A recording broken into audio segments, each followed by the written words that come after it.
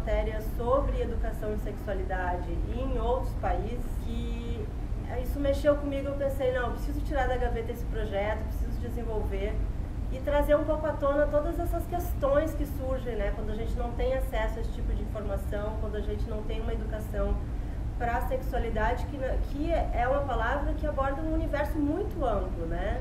Corpo, afetos, direitos, né? Os limites do nosso corpo do outro, do espaço do outro, saúde, uma série de coisas que, quando eu percebi que, né, um país inteiro estava trabalhando essas questões, eu pensei, nossa, que injusto, né, para os jovens aqui, às vezes a gente crescer e enfrentar uma série de problemas por falta de informação até tão tarde, às vezes.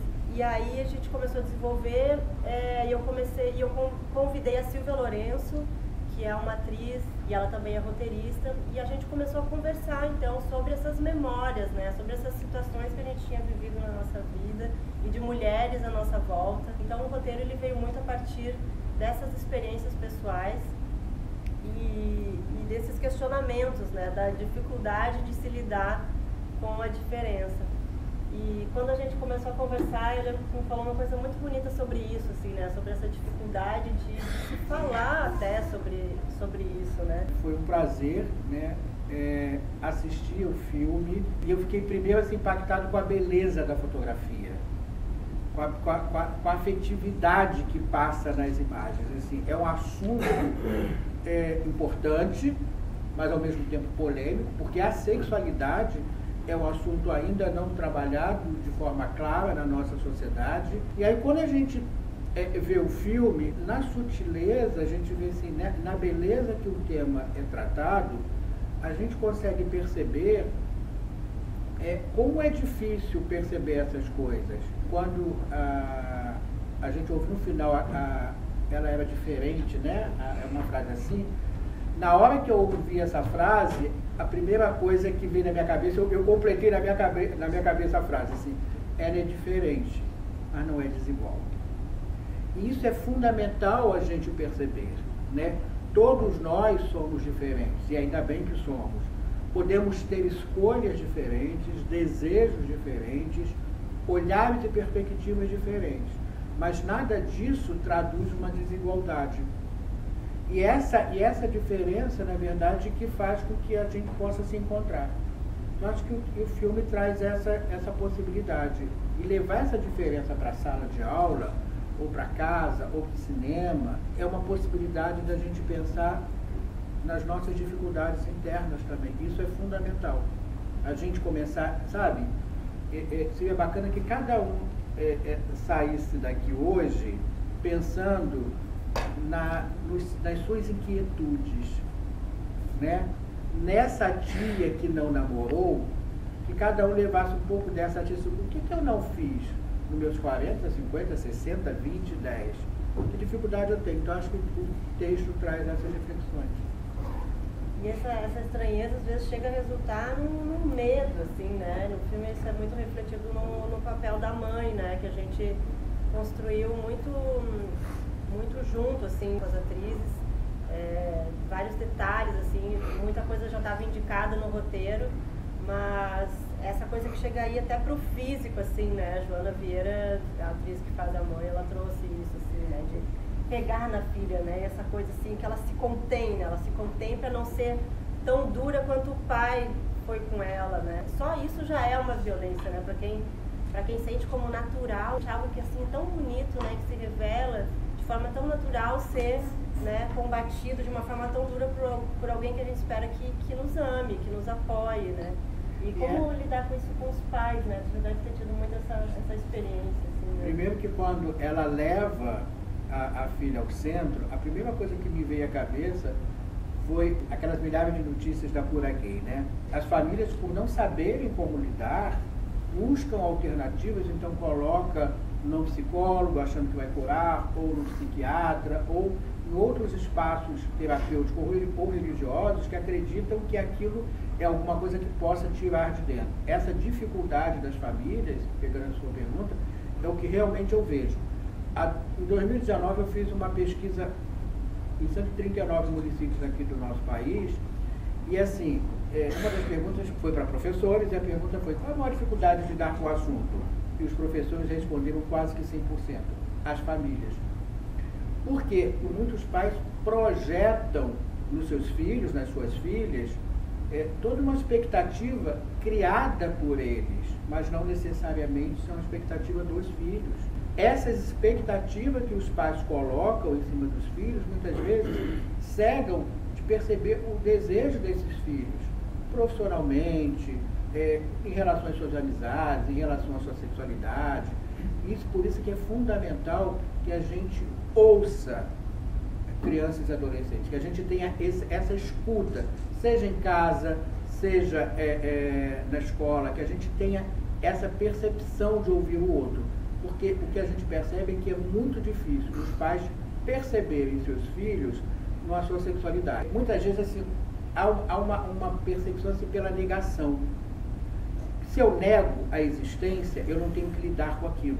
Comentando essa questão geracional, né, como se ver como mulher múltipla, né? Então, também a gente cresce com um ideal do que é ser mulher, e isso também cria na gente uma dificuldade de entender a dificuldade da outra, os limites da outra, as lutas da outra, né?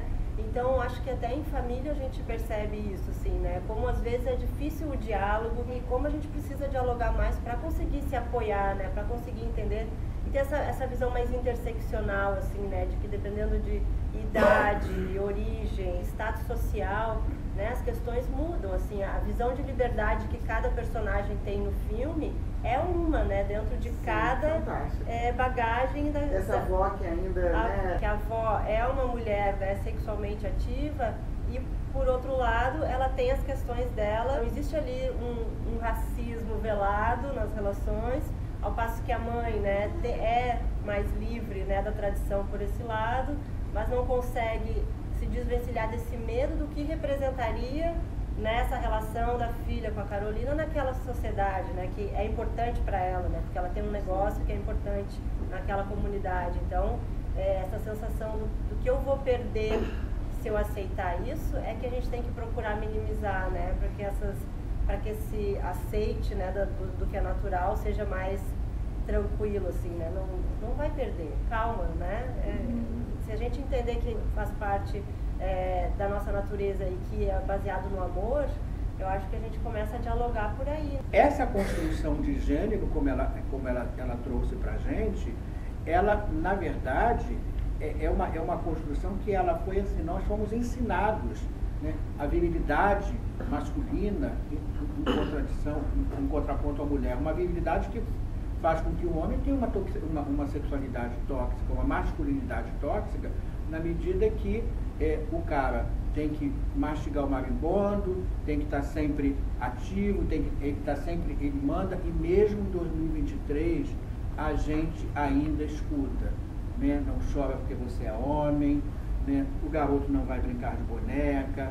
né? Aquela história de que isso não é coisa de guria, de guri. No país continental como nós vivemos, essa realidade ainda é muito presente. Eu já fui em um lugar, por exemplo, onde a mulher perguntava: o senhor vai me usar hoje à noite? E ele dizia: não, senhora. E ele dormia na rede e ela dormia no chão. O gênero é uma composição dessa sexualidade e que a gente viu que mudou ao longo dos séculos. Se nós pensarmos em outros séculos, na Grécia e em Roma, as mulheres tinham os mesmos direitos que os escravos e as crianças, né? No começo do século XX, as mulheres continuavam não tendo seus direitos assegurados. Então, assim, o debate de gênero que você traz é fundamental. A gente não pode falar de igualdade, né, de combate à misoginia, à homofobia, ao racismo, se a gente não falar da questão de gênero, que é essa base. E a questão da educação em sexualidade, ela previne também problemas por desinformação. Acho que nenhum pai quer, né, que o filho seja vítima de uma situação por desinformação, né? Acho que a informação previne uma série de situações, né, que podem acontecer simplesmente por não entender o que está acontecendo, assim. Então, acho que a partir daí a gente acha também um elo comum para poder começar a dialogar com pessoas que têm mais dificuldade. Mas a gente tem que ter muito cuidado, que a sexualidade ela não se transforma em prevenção. Porque, vamos pensar juntos aqui, no passado, muito passado, a sexualidade é importante para a prevenção das doenças sexualmente transmissíveis, termo que era usado no meio do século passado. Hoje, infecções sexualmente transmissíveis, ISTs. Depois, na década de 80, prevenção à AIDS. Depois, prevenção à gravidez na adolescência, por causa do número absurdo de meninas e meninos que engravidavam na adolescência. Porque a gente fala da gravidez, lembra só da menina, mas esquece que o garoto se torna pai também. E aí agora a prevenção da violência sexual é fundamental. Mas a gente tem que ter cuidado para não trabalhar a sexualidade pelo viés só da prevenção. A gente precisa falar de prazer, a gente precisa falar de felicidade, a gente precisa falar de equidade de gênero, a gente precisa falar, desenvolver a criticidade, o respeito às diferenças. Diferenças não significam desigualdades mesmo. A gente precisa falar de todas essas questões que compõem o humano. Às vezes a própria pessoa que começa a sentir aquilo, por questão de contexto, ou de influências que ela recebe, às vezes até dos meios de comunicação, ou enfim, começa a criar, né, bloqueios, assim, travas, né? Então, quando se percebe isso, assim, Marcos, como dialogar com o adolescente para que ele consiga se expressar, né, de uma forma mais livre, assim? Eu acho que é interessante o seguinte, muitas vezes os pais chegam querendo explicações e muitos falam assim, mas a tendência do meu filho é essa. E aí eu pergunto, mas não é Fashion Week? Né? Então assim, e aí usam todos os termos, a escolha é essa, a tendência é essa, para muitas vezes não encarar que ali há uma sexualidade presente. E que a sexualidade, na verdade, elas são sexualidades. Que muitas vezes o filho, né, a criança, no seu desenvolvimento, tem uma sexualidade presente. E eu estou falando, quando eu falo sexualidade, eu não estou falando de relação sexual. Eu estou falando de sexualidade, de conhecimento do corpo. E é fundamental que conheça o corpo, que saiba dizer não, né, que saiba se prevenir. E prevenção de uma forma ampla. No sentido, o famoso não é não mesmo. Né? Até de coisa mais simples, quando muitas vezes beija sua titia, né? Sua tia está querendo um abraço, e a mãe e o pai ficam empurrando a criança para dar um beijo na tia, ou seja, que a gente possa, desde cedo, lidar com esse corpo dentro de casa, né? Esse corpo que me pertence, e esse corpo que, por não pertencer ao outro, né? Então, sou eu que preciso ter muito claro isso.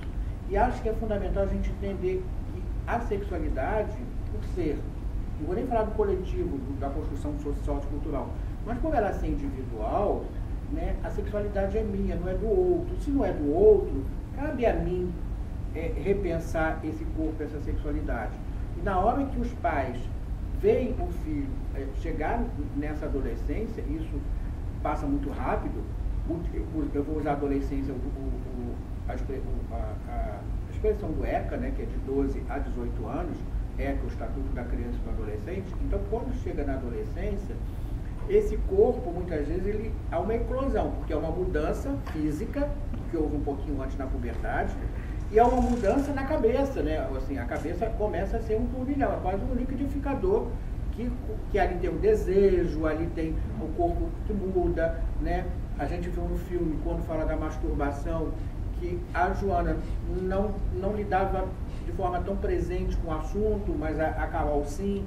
Então, são questões que muitas vezes, e eu gosto muito da questão, Cris, do adolescente multiplicador. Adolescente falando para adolescente, né? Porque aí, assim, há uma troca, uma linguagem, um aprendizado, né? Um aprendizado dos pares. Então, quando você tem essa possibilidade em casa ou na escola, vai ser muito mais fácil para você perceber que aquela sexualidade, ela pode não ser sexualidade, entre aspas, desejada pelas suas famílias, mas é fundamental que os pais, e aí principalmente os pais, as famílias, melhor dizendo, possam fortalecer nas escolhas. Eu não estou dizendo que uma orientação sexual é uma escolha, não estou dizendo isso. Mas a partir da orientação sexual que possa ter escolhas assertivas para a pessoa, que não traga violência, que não seja discriminado, que possa fortalecer para lidar com todas essas coisas que essa sociedade cruel sempre faz acontecer. E hoje, nós temos, além da desinformação, a gente tem um outro fator que é seríssimo, as fake news, que trazem uma contribuição horrorosa, negativa, preocupante e que mata. A gente tem casos de pessoas que foram mortas por causa de fake news. Então, quando nós estamos falando de adolescência e de sexualidade, os adolescentes também muitas vezes são cruéis. Então, muitas vezes nas escolas, se esse assunto não é trabalhado de forma cotidiana, tranquila, prazerosa, esse adolescente pode, inclusive, começarem com o bullying. Por exemplo, se a Joana e a Carol estão numa escola, eles podem começar a ser como foram, jogando bolinha, isso e aquilo, por causa de um assunto que aquela escola não fala, que é a sexualidade na adolescência. Se esse assunto é tratado de uma boa, muito provavelmente muitas dessas questões vão ser diluídas aí no debate, que pode ser um debate público nessa escola. E falou no início sexualidade, né, no plural. E uma vez a gente conversando, tu falou muito sobre isso, assim, de como isso pode ser fluido, né? E não estanque, né? Isso também é uma visão libertadora. Sim, porque uma relação, uma vivência homossexual na adolescência não significa necessariamente uma orientação homossexual. Pode ser uma experimentação desse adolescente. Pode ser um momento de descoberta desse e dessa adolescente. Então, nós não podemos dizer que aquela experiência, a primeira experiência, vai ser a experiência de uma vida toda. Aliás, é muito comum que o adolescente tenha uma experiência com um colega ou com a colega. Isso não significa que vai ter uma orientação homossexual, por exemplo. É fluida porque a gente vê, eu tenho certeza que vocês têm exemplos de pessoas que foram casadas, uma relação hétero, por exemplo, e de repente aquela mulher separou e se apaixonou por uma outra mulher, ou um homem que foi casado uma vida toda e se apaixonou por um outro homem. Há uma fluidez na sexualidade, nós não vivemos em caixinhas, e é importante a gente ter um olhar de respeito, né? Respeitar o outro do jeito que o outro é. Que é tão natural e de repente para os outros parece que não é. Então a trajetória dela de aceitar e lidar com isso e poder viver isso plenamente, né? E não só ela, mas as outras mulheres da família também, né? Tem ali uma construção no sentido de, apesar das dificuldades que se colocam, poder viver o que elas desejam, né? E aí a gente entra num assunto que culmina numa expressão que é da sociologia, que é a cidadania íntima, né? Eu achei tão bonito isso, no sentido de condensar, né, tantos conceitos aí que tem a ver com poder exercer a sua cidadania, né, no seu íntimo, como você quiser, né, a partir de uma negociação moral com o outro, né, que tem que estar num status de poder semelhante para poder ser justa essa negociação, mas que se possa viver plenamente o seu direito sem, né, invadir o direito do outro, assim. Então, isso não está posto, né? Isso é ensinado. Das normas, né? A gente aprende. Uma atividade, né? Ali tem várias camadas, né? E assim, é uma perspectiva assim, de você não acreditar, não ter uma crença no outro, assim. Sabe assim, a gente já começa assim, mas isso não vai dar certo. E muitas famílias fazem isso, né, com os seus filhos, né? Tá fazendo isso para quê? Vai fazer teatro para quê? Vai fazer dança? A gente tá no ícone aqui da dança, né? A gente está no teatro municipal. Vai fazer dança para quê? Isso não vai, né? Você tem que ter um emprego regular. Ou seja, a gente está sempre meio que rotulando. Então, o filme traz duas personagens que, de repente, podem ter essa possibilidade. Não vai dar certo? Naquele momento está dando. Amanhã a gente não sabe se está aqui. Essa questão de abordar a educação, né, e sexualidade em outros países. Eu conheci um material da Organização Mundial da Saúde do escritório europeu, que falava em padrões sobre educação e sexualidade.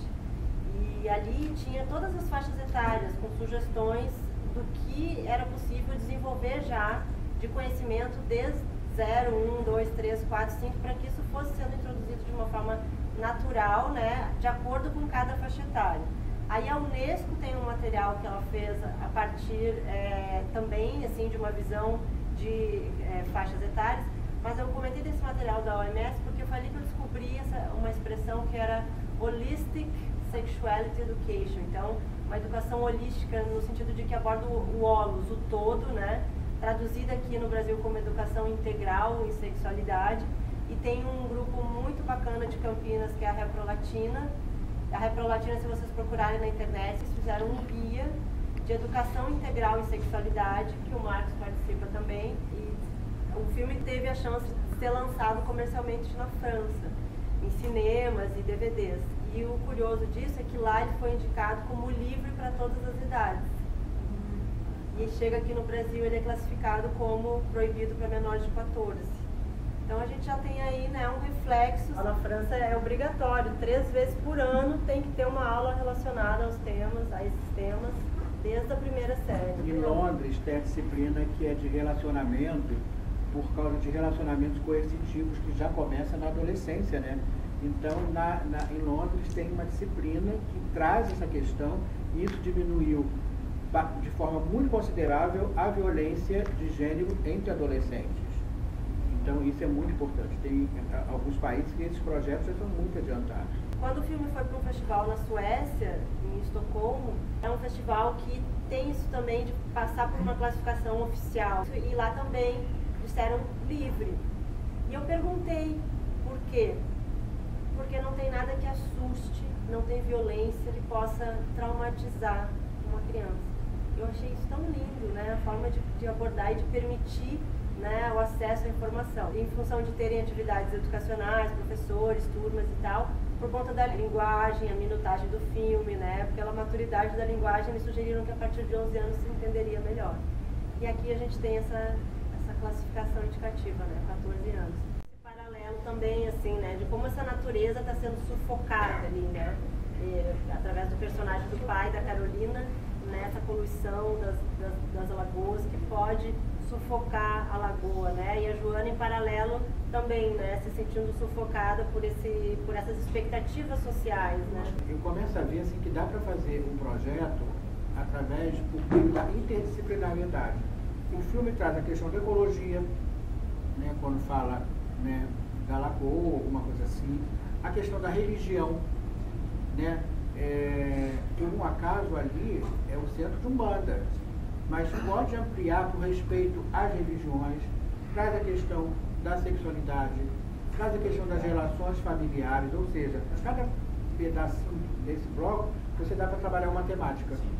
História, além eu quero conhecer Osório. De vez em quando eu vou no sul da palestra. E eu quero conhecer, a próxima eu vou conhecer Osório, onde foi filmado. É lindo.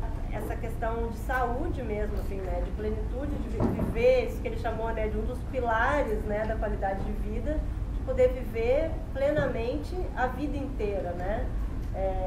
Como trabalhar com os jovens essa questão etária também, né? A gente não imagina o vovô e a vovó tendo um encontro sexual afetivo.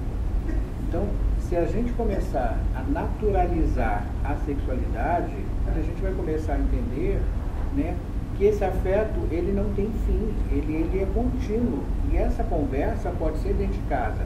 Esse namoro pode ser dentro de casa, que parece que quando as crianças, os filhos nascem ou são adotados, esse afeto ele se esvai, ele não existe mais.